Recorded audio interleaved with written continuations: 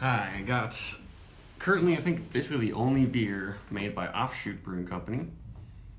They are an offshoot of the brewery from California that has specialized in Belgian influenced beers and super strong stouts until now. They have Relax. It's just a hazy IPA. And it's kind of a cool can. I just realized that there's a whale shark coming up to him, but I guess you shouldn't worry about a whale shark too much because they don't have big teeth and aren't super predatory against humans. But let's talk about the beer. It's a little over a month old. That's the soonest I could get it. Around here, coming from California, it has Centennial, Amarillo, Simcoe, and Citra hops. They come out and say they use London Ale 3 yeast that most hazy IPA brewers use. They even say 50 IBUs, but we'll see. It's 6.8% alcohol, and some of my friends have said good things about this. I think this is in like the top 10 of Paste's most recent giant blind IPA testing, where they did like 300 different IPAs or something. But I don't always agree with what they say in Paste, especially with those blind taste tests. Let's see, it doesn't have a crazy high rating on Untapped. And this glass is not totally clean. But I found that a lot of these hazy IPAs that have only around a 4 or so, I like a lot. It just depends on my tastes and a lack of hype. And it has a nice haze, very, very pale. They use a little bit of oats in this, a little bit of carafoam, but the carafoam obviously is not adding a caramely color. And this is a wide glass, so it's making it seem a little bit hazier than it actually is. Good head formation, even though it's so wide. And it's smelling pretty nice. Ooh. That is very peachy. Yeah, first thing that comes out is strong stone fruits.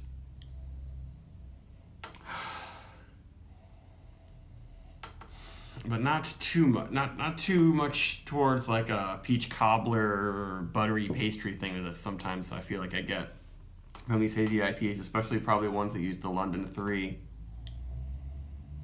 But it smells, I probably would have thought this had Mosaic in it, because Mosaic has the most peachy notes of any hop, I would say.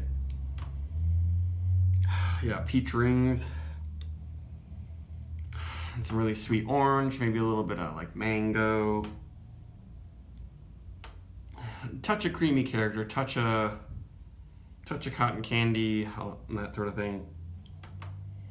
Maybe almost coconut. Hints of pina colada. It smells like it's not going to be very bitter. But a very bright, peachy aroma that I like a lot.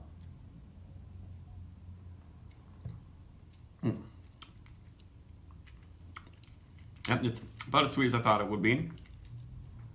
Continues with the onslaught of big peach. I think a lot of that is being amplified by esters from the yeast, but it's definitely also the hop combo. It's interesting that you have Simcoe and Centennial in here, which are a little bit old-fashioned. Simcoe is still pretty fruity, but Centennial can bring some strong pine notes. I'm definitely not good at getting that in here. Maybe eventually I will. Maybe it's helping to, I don't know, bring out some citrus too. But it's dominated by stone fruit. The mouthfeel isn't super thick and luxurious and soft. It finishes a little bit seltzery, but not off-putting, just more in like a nice tropical, peachy sort of cocktail thing. But then, and it's sweet, but then it kind of fades away pretty quickly.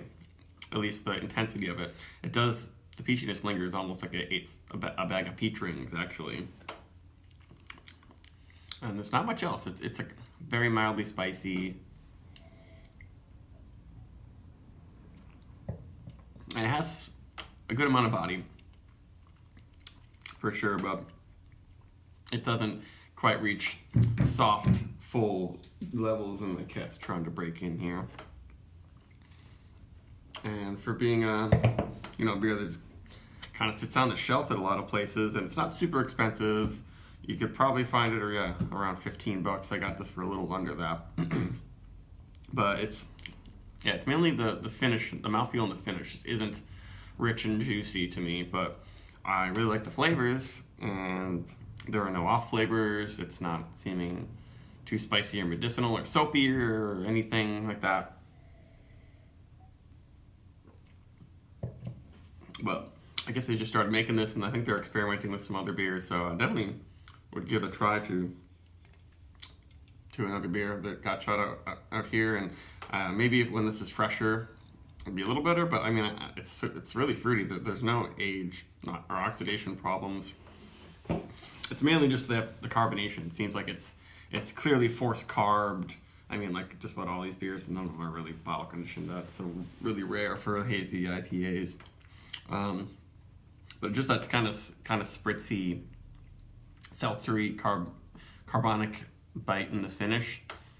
Otherwise, I really like it, and I'd give it over a 4. I think it has like a 4.4 or something, or 4.04 on Tapped.